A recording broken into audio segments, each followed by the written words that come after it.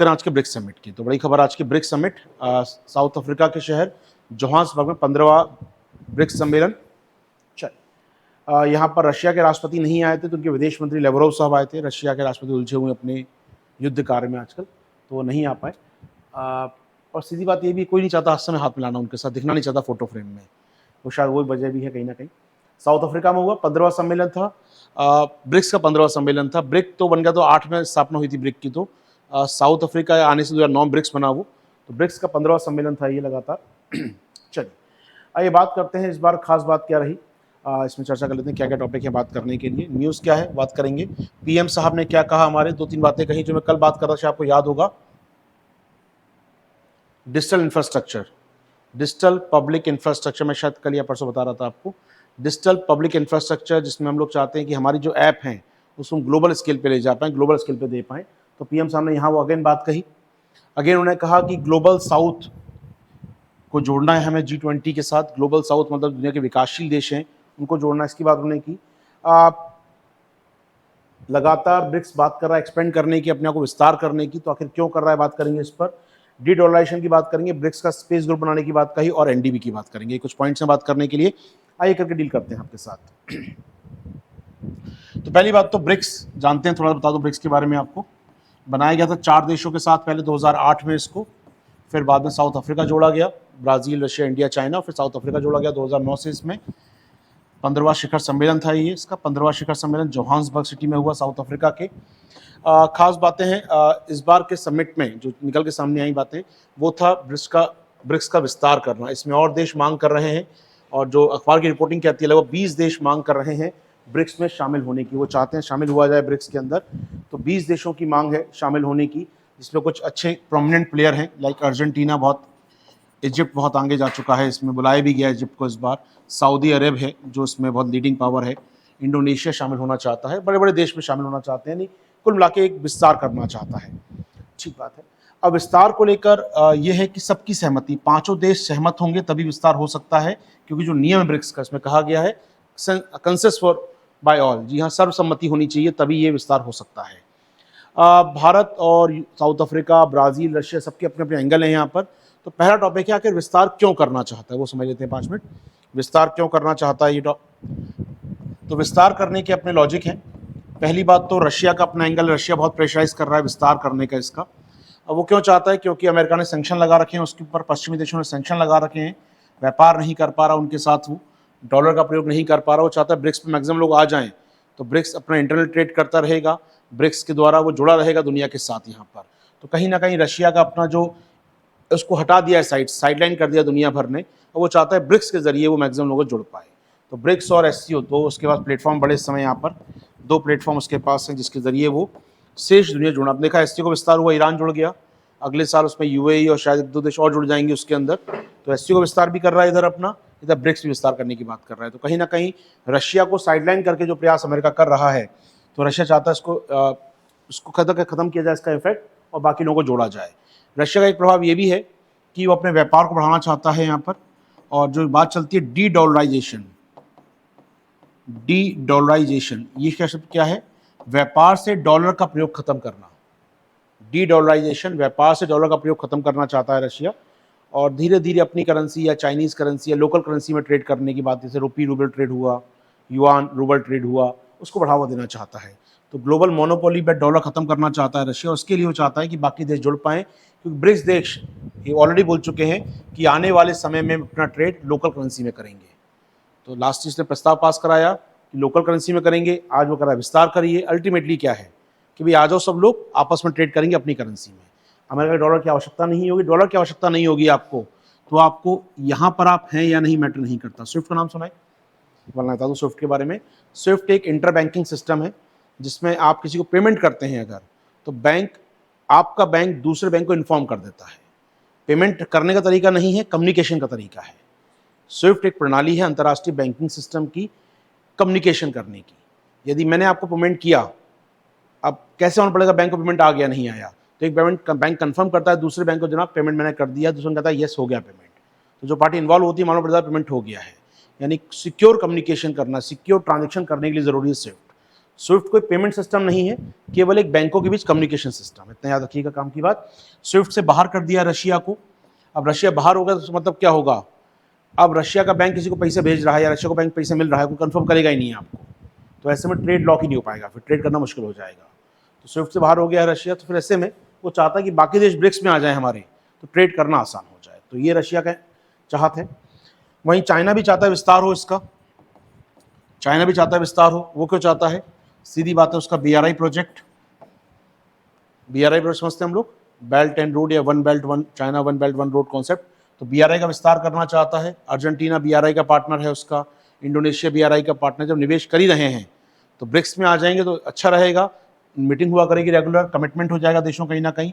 और चाइना चाहता है कि BRI और कहीं ना ब्रिक्स के जरिए वो एक प्रकार से नया वर्ल्ड ऑर्डर क्रिएट कर पाए, वो अमेरिका की जो मोनोपोली है उसे तोड़ पाए, नई विश्व व्यवस्था तैयार कर पाए वो। तो ये एक कॉन्सेप्ट है, चाइना की इंटरेस्ट है यहाँ पर। ब्रिक्स के जरिए वो दुनिया में प्रभाव बनाना चाहता है, दुनिया के देशों में दान दूंगा, पैसा लगाऊंगा तो मेरा होल्ड बनेगा, जैसे अमेरिका ने कर रखा है बहुत सारे देशों में। चलिए, इसके अलावा चाइना की एक और इंटेंशन यहाँ पर है कहीं ना कहीं, वो अगेन डी डॉलराइजेशन, इसका भी कॉन्सेप्ट है, व्यापार से डॉलर को खत्म करके युआन को स्थापित करना, जो उसकी करेंसी है युआन, वो बढ़ाना चाहता है, और सभी देश युआन में ट्रेड करें, वो चाहता है युआन का बैलेंस बने, वो चाहता है कहीं ना कहीं, तो अपनी करेंसी को मजबूत करना चाहता है। तो ये उसका बहुत क्लियर इंटेंशन है चाइना का।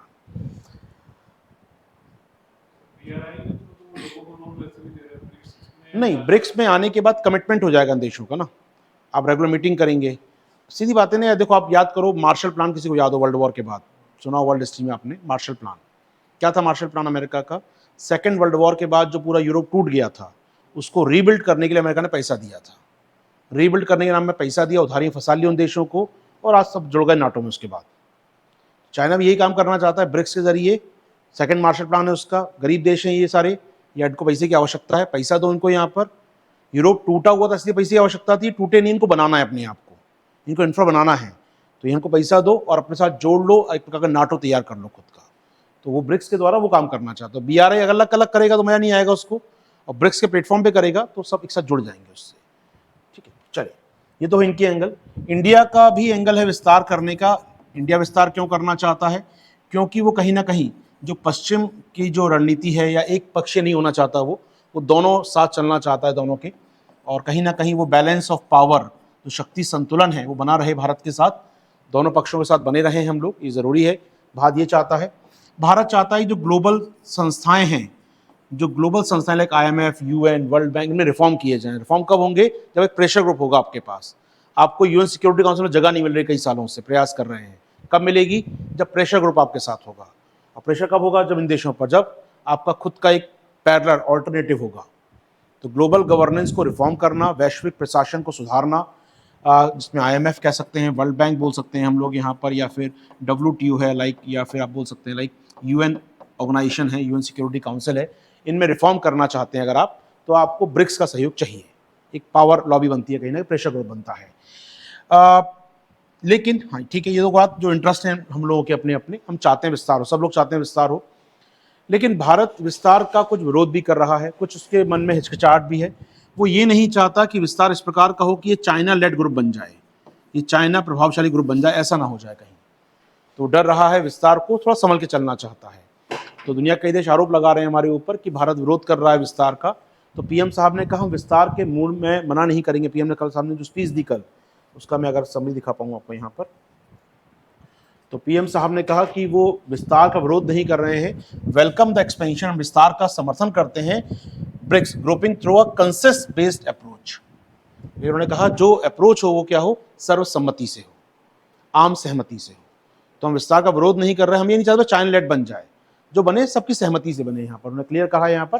तो ये इंपॉर्टेंट बात है, भारत विस्तार का विरोध नहीं कर रहा है, जो आरोप लगते हैं भारत पर। भारत चाहता है कंसेंसस बेस्ड अप्रोच हो, सर्वसम्मति से हम ये काम कर पाए। तो एक नया एक स्टेटमेंट मिल गया आपको, जो PM साहब ने कल कहा वहाँ पर, सर्वसम्मति या एक आम सहमति से।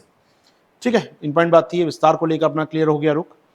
अब रशिया क्यों करना चाहता है, चाइना को करना चाहता है, इंडिया क्यों विरोध कर रहा है, या इंडिया चाहता है विस्तार लेकिन अपने तरीके से, सर्वसम्मति से काम हो, डेमोक्रेटिक तरीके से काम हो। डेमोक्रेसी नहीं बोल सकता भारत यहाँ पर, और डेमोक्रेसी बोलता तो मतलब चाइना रशिया में डेमोक्रेसी नहीं है, तो कैसे बोलते ना यहाँ पर, वो तो बेहतर ना बोला जाए डेमोक्रेसी। तो वरना G7 होता है, G20 होता है, तो डेमोक्रेसी बोल देते शब्द को हम लोग, लेकिन यहाँ नहीं बोलेंगे। वॉट एवर, उनका सर्वसम्मति से हो जाए अप्रोच। ठीक है, दूसरी बात जो पीएम साहब ने कल कही अपनी स्पीच में कि जो मेंबर स्टेट हैं, जो बाकी 4 राष्ट्र हैं जो जुड़ने वाले हैं, जो भी इनको क्या करना चाहिए, take advantage of India's digital solutions. तो अगेन जो G20 का मंत्र है हमारा, G20 का क्या है, डिजिटल पब्लिक इंफ्रास्ट्रक्चर, हमारा कोविन ऐप, हमारा भीम ऐप, यूपीआई, इसका दुनिया विस्तार किया जाए। विस्तार केवल ऐसा नहीं कि यूपीआई वहाँ चलना चालू हो जाए, वो अपना यूपीआई बनाए, वो देश वो अपना कोविन बनाए, हमारी ऐप को ले जाएं, फॉर्मूला उसका सॉफ्टवेयर ओपन सोर्स, और बनाए अपने यहाँ पर वो। तो हम चाहते हैं हमारे डिजिटल सॉल्यूशन का फायदा लीजिए आप, हमने तैयार किया, अपने लोगों तक पहुंचा, आप भी लीजिए फायदा। And work for the welfare of the global south. तो उन्होंने कहा ले जाइए हमसे डिजिटल सॉल्यूशन और किसकी मदद कीजिए, ग्लोबल साउथ, जो गरीब देश हैं। डीबीटी हमने चलाया, सक्सेसफुल है डीबीटी अपने आप में काफ़ी, कैसे इसको फॉलो कर सकते हैं दुनिया के बाकी देश। हमने भीम ऐप चलाया, यूपीआई चलाया, कैसे आप फॉलो कर सकते हैं हम देखा था पहली क्लास में, को याद होगा यूपीआई का फोटो दिखा रहा था मैं आपको उस दिन, जर्मनी के ट्रांसपोर्टर मिनिस्टर जो आए हुए थे, वो फोटो खींच रहे थे हमारी यूपीआई का, स्कैन कर रहे थे, पेमेंट कर रहे थे, दिखाता है कहीं ना कहीं हम चाहते हैं हमारी यूपीआई को दुनिया तक ले जाया जाए। तो कहीं ना कहीं ये इंपॉर्टेंट बातें, दोनों बातें कह दी इन्होंने जो काम की थी, हमारे ग्लोबल साउथ और डिजिटल सॉल्यूशन। चलिए ये तो एक बात हो गई आपको समझने के लिए। इसके अलावा आपको याद रखना है, तो बताया मैंने रशिया क्या चाहता है, रशिया चाहता है G7 का एक ऑल्टरनेट तैयार करना, विस्तार करना चाहता है, इसलिए वो, उसका मानना है कि वो जो सैंक्शन लगा रखे हैं उसके खिलाफ उनको निल किया जाए, उसको न्यूट्रल किया जाए, तो सैंक्शन प्रभाव ना कर पाए, इसलिए रशिया बहुत सपोर्ट कर रहा है एक्सपेंशन का राइट नाउ, बहुत सपोर्ट कर रहा है रशिया। अब आते हैं थोड़ी सी इस पर चलते हैं आपको लेकर, थोड़ा इसको समझिएगा। इसको अखबार में एक दो लाइन दी है, मैं चाहूँगा उसको ऐसे ही पढ़ा जाए आपके साथ। लगभग 20 देशों ने अप्लाई कर रखा है इस समय ब्रिक्स ज्वाइन करने के लिए, ठीक है। इसमें से प्रोमिनेंट नाम बताया मैंने कुछ आपको, सऊदी अरब, इजिप्ट और इंडोनेशिया, अर्जेंटीना भी चाहता है, इसमें लिखा नहीं है, ठीक है। कुछ डिसएग्रीमेंट है over the plan and how it should be execute. Disagreement किनके बीच में, भारत और चीन के बीच में मुख्यतः। चीन भी चाहता है आ जाएं, रशिया भी चाहता है आ जाएं, हम थोड़ा डिसएग्रीमेंट रखते हैं। तो हमारा ये डिसएग्रीमेंट जो है, इसको लेकर एक विरोधाभास दिखता है कहीं ना कहीं, ठीक है। समझिएगा हमारे बीच ही है, बाकी देश भी हैं, समझिएगा। इसमें जो अगला पैराग्राफ है काम का है, साउथ अफ्रीका और रशिया कह रहे हैं भैया नए मेंबर जोड़िए, साउथ अफ्रीका रशिया चाहते हैं मेंबर जोड़े जाएं। Brazil was worried about the alignment the west, जी हाँ, वो उसको लगता है यार कि ब्राजील को लग रहा है ऐसा ना बन जाए कि हम पश्चिमी विरोधी कहलाएं, पश्चिम विरोधी नहीं बनना चाहते हम लोग। चीन का सीधा मोटिव है कि पश्चिम विरोधी बनना है मुझे, तो अपने ग्रुप का विस्तार करो और दुनिया को दिखाओ कि पश्चिम के खिलाफ हम खड़े हैं। ब्राजील डरता है कि ब्राजील में निवेश किसका है, ब्राजील की लोकेशन कहाँ है, वो जानता है कि अमेरिका से ट्रेड उसका है, यूरोप से ट्रेड उसका है, ब्रिक्स का पार्टनर है, लेकिन वो जानता है कहीं ना कहीं अमेरिका को छोड़ नहीं सकता, वो पश्चिमी देशों को छोड़ नहीं सकता वो। तो उससे कच्चा माल कहाँ जाता है ब्राजील का, मुख्यतः अमेरिका जाता है या यूरोप जाता है। ऐसे में उसको लगता है कि एलिनेट ना हो जाए कहीं पश्चिम, कहीं अलगाव ना हो जाए पश्चिम से उसका, तो ब्राजील डर रहा है। भारत डर रहा है कि कहीं चाइना डोमिनेंट ना बन जाए अपने आप में ग्रुप के अंदर। India was wary of the group becoming a mouth piece of China, ऐसा ना हो जाए कि चीन का हम लोग एक चीन का ग्रुप बन के रह जाए ये। तो इंडिया का अपना एक वरी है, इंडिया का अपना एक डर है यहाँ पर, ठीक है। तो कहीं ना कहीं सभी लोग इसके पीछे पड़े हैं, यहाँ पर कहना चाहिए अलग विचार है। तो ऐसे नहीं कि भारत विस्तार का विरोध कर रहा है या भारत को विस्तार को लेकर समस्या है, अपने सभी लगभग देशों के अपने अपने विचार हैं यहाँ पर। हो पाएगी बात, यहाँ पर जोड़ पाएंगे इस चीज़ को हम लोग, समझिएगा। केवल भारत के ऊपर फोड़ना कि आप ही विरोध कर रहे हैं ऐसा नहीं है, ब्राज़ील का अपना डर है, साउथ अफ्रीका या चीन का अपना भी एंगल है कहीं ना कहीं, रशिया का भी एंगल होगा कहीं ना कहीं। रशिया जानता है कि यार अब खुल के लड़ाई तो हो रही है यहाँ पर, लेकिन इसका मतलब ये नहीं कि बाकी देश जो आएंगे वो सोच के आएंगे कि पश्चिम के विरोध में खड़ा होना है कि नहीं होना। जो समस्या ब्राज़ील की आज है वो सऊदी अरब की भी होगी, वो इंडोनेशिया की भी होगी। आप आके नहीं चाहते कि आप अमेरिका संबंध खराब करें। चीन की लड़ाई हो सकती है, रशिया लड़ाई हो सकती है अमेरिका से, बाकी लड़ाई नहीं है किसी की ना, तो क्यों आपके ग्रुप में आके वो मुश्किल करें। हाँ, उनका आने का उद्देश्य केवल है कि ग्लोबल गवर्नेंस में रिफॉर्म किया जाए, जो भारत के उद्देश्य है कि एक विकल्प हो जाए, बैलेंस ऑफ पावर क्रिएट हो जाए, ये हमेशा वो चाहेंगे, तो ये वो उसे आना चाहते हैं। क्लियर है पैराग्राफ जो मैंने लिखे हैं यहाँ पर आपके लिए, तो आपको नोट्स में जाकर चिंता मत कीजिए, लिखा हुआ, परेशान मत होइएगा, ठीक है। तो भारत जो चाहता है, बताया मैंने, भारत यहाँ पर, भारत लगातार कह रहा है कि बहुपक्षीय विश्व बनाना है हमको, सारी बातें बहुत जोड़ दी हम लोगों ने, ठीक है।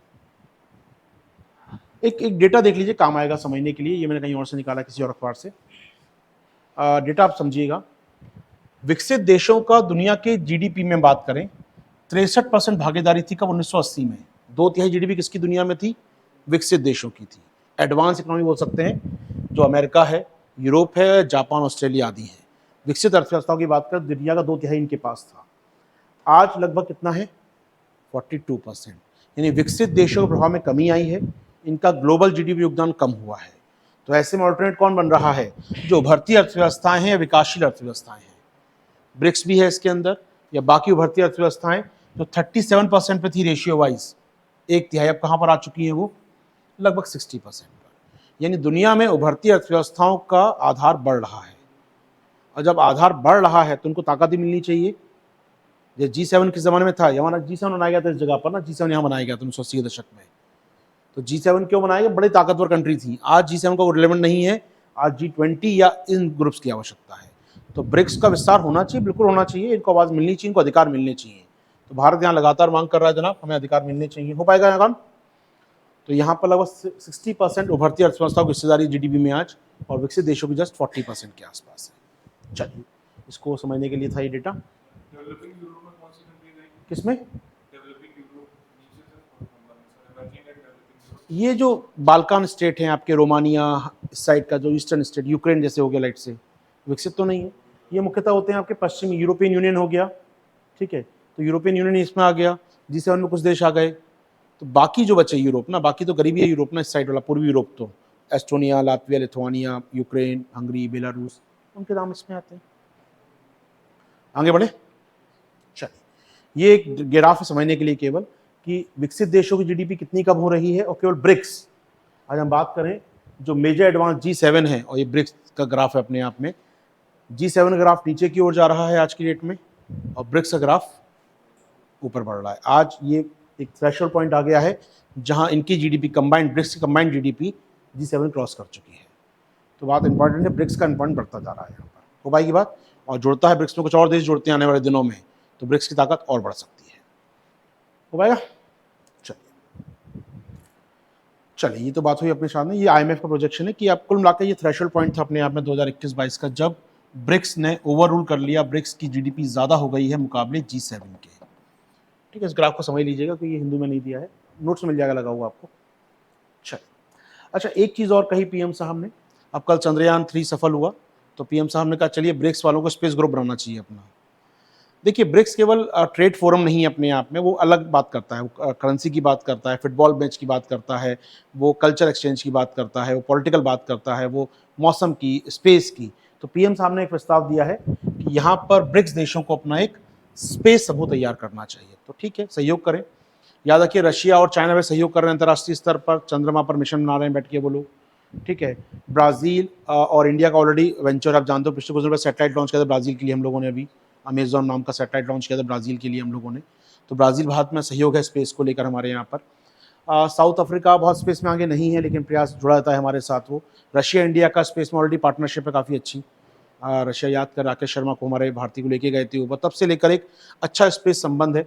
हमारे एस्ट्रोनॉट को ट्रेनिंग देने की बात आई इस बार गगनयान में, तो कौन दे रहा है? वो रशिया ट्रेनिंग दे रहा है उनको, तो काफ़ी हद तक काम मदद करता है। इवन चंद्रयान 3 में भी उसने कहा सहयोग करने की बात कही थी। तो लगातार रशिया इंडिया की पार्टनरशिप, तो उन्होंने कहा क्यों ना हम लोग मिलकर पार्टनरशिप करें। तो भारत ने कहा एक स्पेस समूह तैयार किया जाए। अभी अमेरिका से पार्टनरशिप कर चुके हैं हम लोग यहाँ पर। India signed the Artemis agreement, याद होगा इसके तहत क्या होने वाला है। ये एक एग्रीमेंट है भारत और अमेरिका के बीच। आर्टेमिस प्रोग्राम है अमेरिका का चंद्रमा पर बेस स्टेशन तैयार करने का, चंद्रमा परमानेंट रहने का। उसमें उसने भारत को भी एग्रीमेंट जोड़ लिया है। अब भारत मदद करेगा इस काम के लिए उसकी। जो मोदी साहब गए थे जब अमेरिका की यात्रा पर, तभी डील साइन हुई थी, आर्टेमिस समझौता।